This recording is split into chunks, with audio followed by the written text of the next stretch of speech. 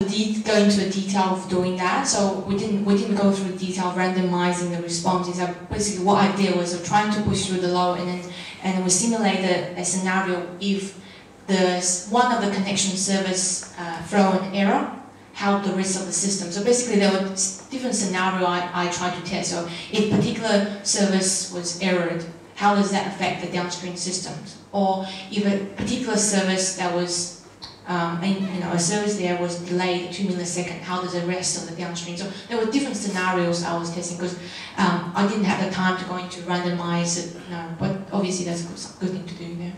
So how did it help the overall project? Right? I mean, because I think you guys are bringing up a lot of good points as far as there's a lot more testing that could be done, but how do you in a week? How do you save a month's worth of project time or something like that?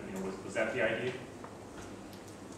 So, I mean, definitely. I mean, so the clients end up using this technology from now, and that's a baseline for them. So now so basically there was an empty EMS there in place. They didn't have a lot of services in there, which was newly built. So they're using that as a baseline.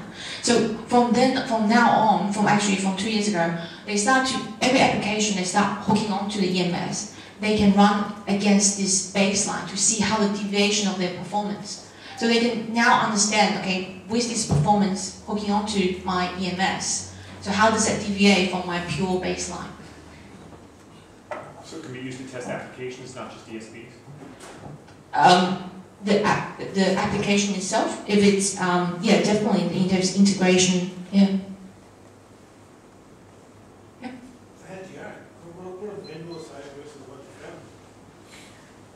So definitely all those points, they were valid, and then they have, gone through and addressed those as mid-flight.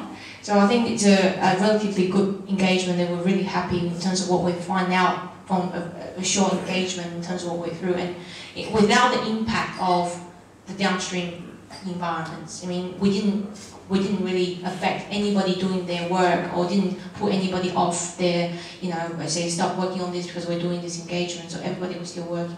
Yeah. That subset of transactions that you ended up exercising, what coverage of their actual transaction mix do you think that constituted?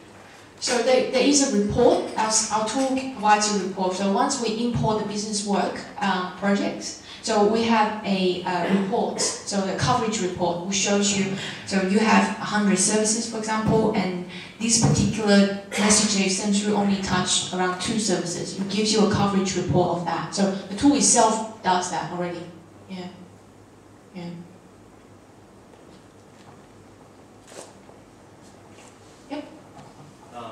UCI together with interaction integration test. Yep.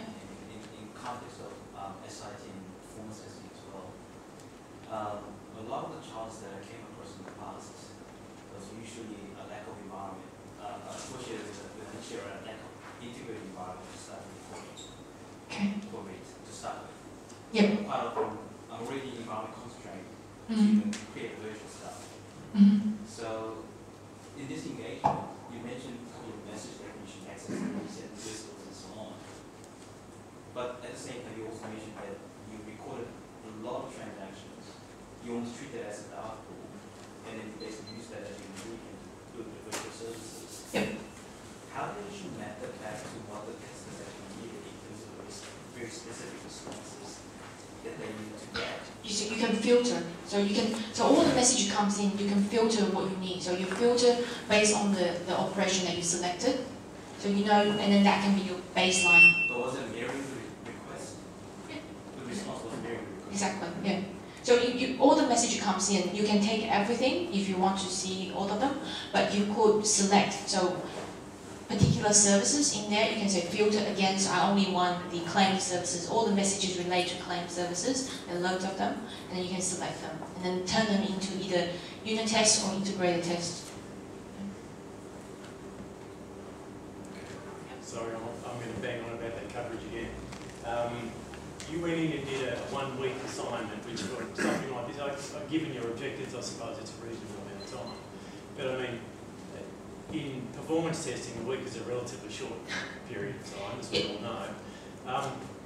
do you think when you did your coverage, was there some kind of analysis done? Like, would you say that you covered 20% of the overall transaction mix, or 50, or 80, or 90? Was there some kind of assessment done? Yeah, so we didn't cover even to that, so it's less than 10%. Okay.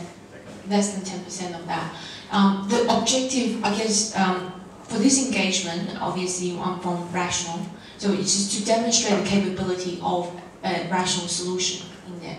So with a lot of data and reports generated, I didn't have time personally to analyze how does affect, but those assets all there for all the architects, all the performance testers to dig deeper. And if they want to rerun this and to analyze and redo this again, they can do it over and over again until they get there.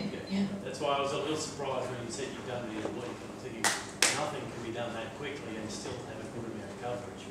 But I mean, from what I can gather, you had a reasonably narrow brief. It's a benchmark. It's a different kind of exercise. That's right. Yeah. So there was a complete new platform. Yeah.